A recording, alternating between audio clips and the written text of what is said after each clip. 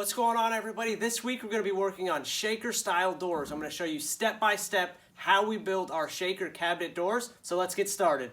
We're going to be using 1/2-inch overlaid concealed hinges on all of these cabinet doors. So we're going to get our measurements real fast for our rails and stiles on our shaker doors here.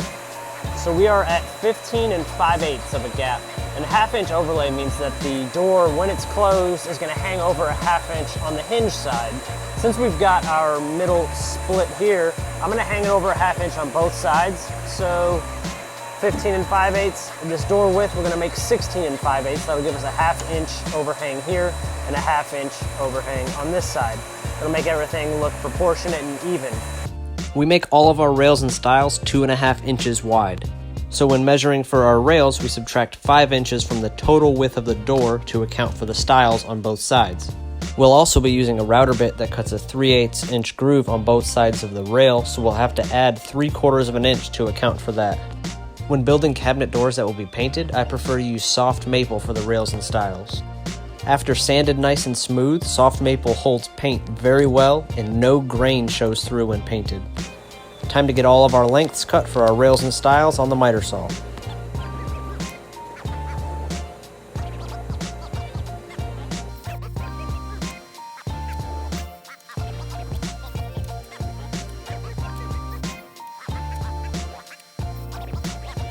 Next, we head over to the table saw to get all of our widths cut, so we set the stop at 2.5 inches and cut all of the rails and stiles.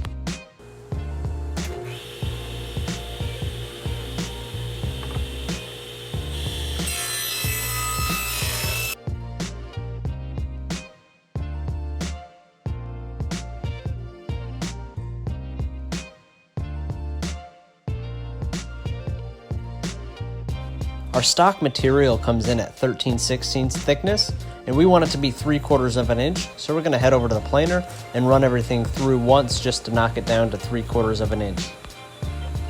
The reason we want our doors 3/4 inch thick is because the groove that we're going to cut for the panels later on is 1/4 inch thick. That'll leave us 1/4 inch right in the middle for the panel, and then 1/4 inch on the front and back side of the door.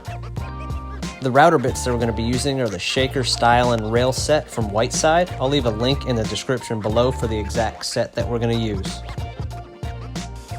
Now we're going to route out the groove for the panel on both the rails and stiles.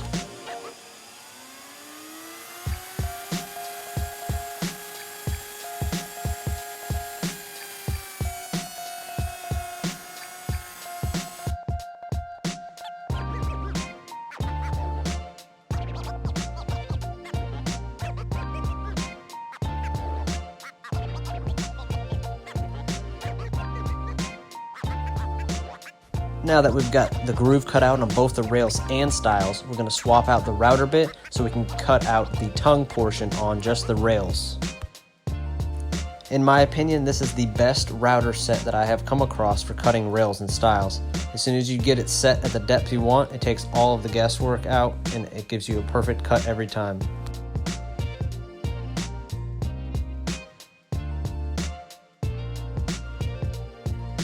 Routing out the tongue portion of the door goes a lot faster because you only have to route out the rail side of the door, not the stiles.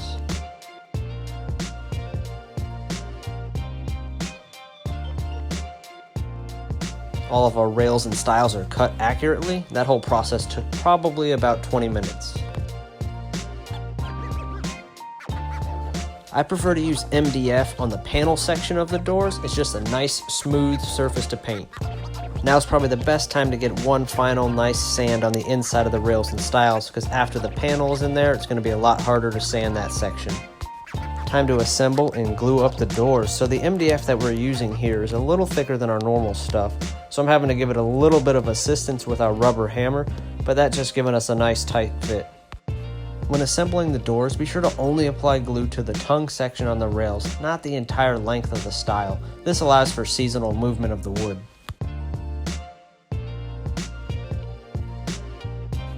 Now we're just going to add a clamp on each end and then let them sit overnight to give that glue time to dry.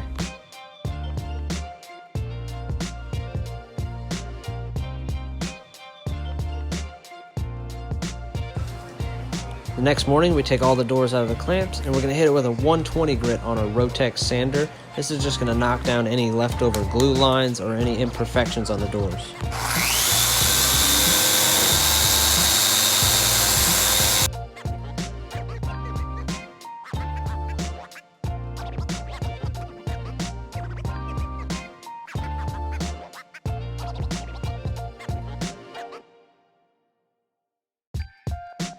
I also like to hit the sides of the doors with the Rotex sander. It just makes it a lot easier before I switch over to our 220 grit for our final sand.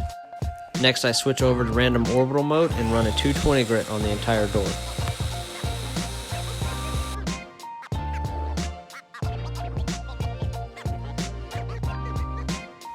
And my final sanding step is I take a sanding disc, fold it in half, and run it by hand on all the inside edges.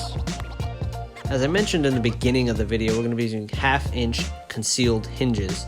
So I'm using the Craig concealed hinge jig to cut out the holes for all of those hinges. It's a lot easier to get these cut out before you paint, that way you're not scuffing up any paint later on.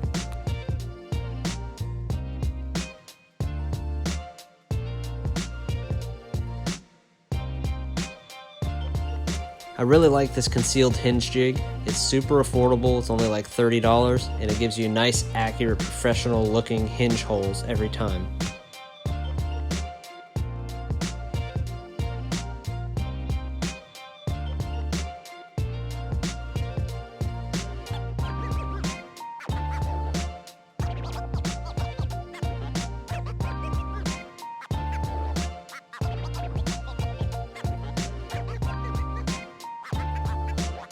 And that is it for the build portion of the doors. Now we're going to run over to the paint room and get these things painted.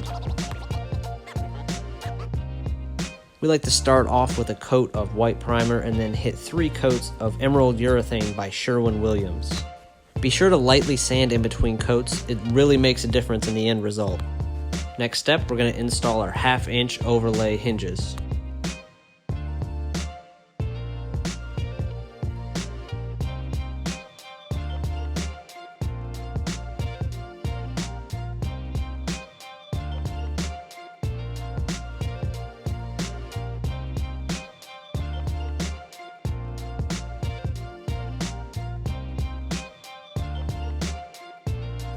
As always, we go with a soft close hinge. I'll leave a link to these hinges in the description as well.